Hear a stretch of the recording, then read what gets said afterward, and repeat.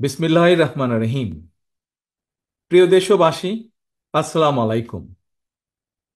গৌরবজনক এই ঐতিহাসিক মুহূর্তে বাংলাদেশের সাহসী ছাত্র জনতাকে বিরচিত অভিনন্দন।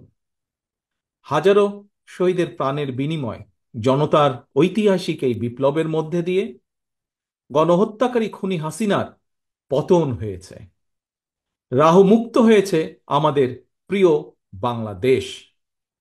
জনতার বিপ্লবের প্রথম ধাপ চূড়ান্তভাবে সফল হয়েছে।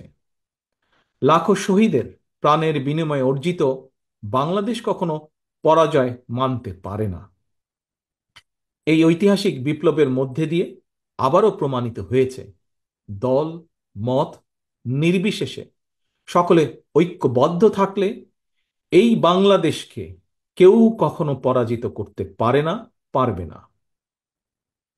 প্রিয় দেশবাসী, বিজয়ের এই ঐতিহাসিক মুহূর্তে আমি আজ সেই সব মায়েদের প্রতি বিনম্র শ্রদ্ধা জানাই, এই গণবিপ্লবে যারা তাদের প্রিয় সন্তানকে হারিয়েছেন। এভাবে গত 15 বছরে ফ্যাসিবাদী শাসনকালে অনেক সন্তান তার প্রিয়তম পিতাকে হারিয়েছেন, অনেক স্ত্রী প্রিয়তম স্বামী হারিয়েছেন।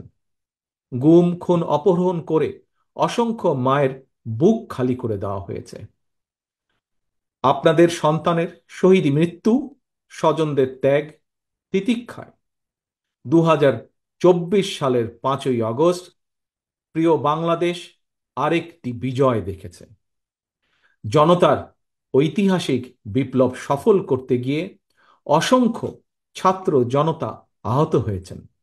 বাসায়, হাসপাতালে কিংবা ক্লিনিকে চিকিৎসাধীন যন্ত্রণাবিদ্ধ সময়ে সমস্ত ভালোবাসা নিয়ে আপনাদের পাশে আজ সারা বাংলাদেশ।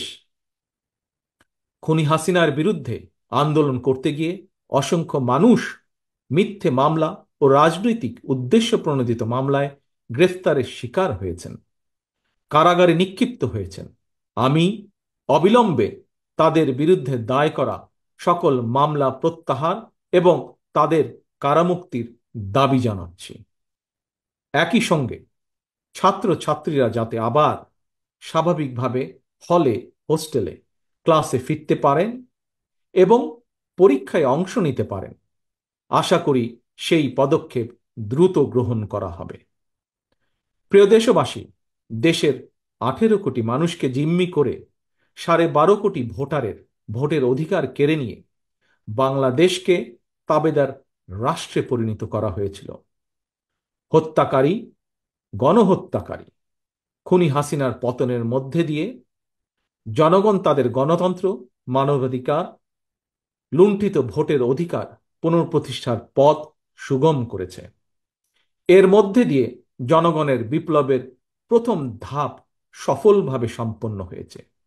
এরপর একটি অবাধ সুষ্ঠু নির্বাচনের মধ্য দিয়ে যেদিন দেশের 12 কোটি ভোটার নিরাপদে নিশ্চিন্তে ভোট দিয়ে জনগণের কাছে জবাবদিহিমূলক সরকার প্রতিষ্ঠা করতে পারবে, রাষ্ট্র, সরকার, শাসন প্রশাসনে মুক্তিযুদ্ধের মূল মন্ত্র সাম্য, মানবিক মর্যাদা প্রতিষ্ঠিত করতে পারবে, সর্বোপরি একটি গণতান্ত্রিক বৈষম্যহীন রাষ্ট্র সমাজ গড়তে পারবে, তখনই জনতার ঐতিহাসিক বিপ্লবের চূড়ান্ত সফলতা আসবে।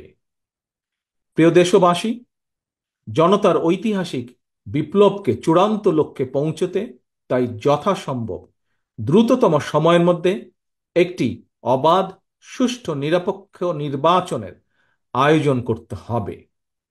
জনগণের দ্বারা নির্বাচিত প্রতিনিধিদের কাছে দ্রুততম সময়ের মধ্যে অবশ্যই ক্ষমতা হস্তান্তর করতে হবে।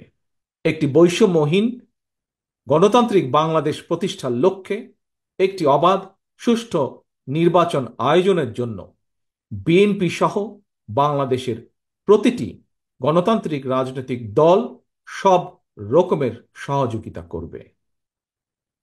প্রিয় দেশবাসী, এবার আমি আপনাদের কাছে একটি বিনীত আহ্বান রাখতে চাই। বিজয়ীর কাছে পরাজিতরা নিরাপদ থাকলে বিজয়ের আনন্দ মহিমান্বিত হয়। সুতরাং বিজয়ের এই আনন্দঘন সময়ে রাহুমুক্তির এই ঐতিহাসিক মুহূর্ত শান্তভাবে উদযাপন করুন। অনুগ্রহ করে কেউ প্রতিশোধ কিংবা প্রতিহিংসা পরায়ণ হবেন না। কেউ নিজের হাতে দয়া করে আইন তুলে নেবেন না। অর্জিত বিজয় যাতে লক্ষ্যচ্যুত না হয় সে ব্যাপারে জনগণকে সতর্ক দৃষ্টি রাখতে হবে। 52, 71 কিংবা 90-এর মতন ছাত্র জনতা আবারও একটি বিজয়ের ইতিহাস রচনা করেছে। প্রিয় দেশবাসী, আবারও আপনাদের সকলকে বিরচিত অভিনন্দন। আল্লাহ হাফেজ। বাংলাদেশ জিন্দাবাদ। বাংলাদেশ জাতীয়তাবাদী দল জিন্দাবাদ।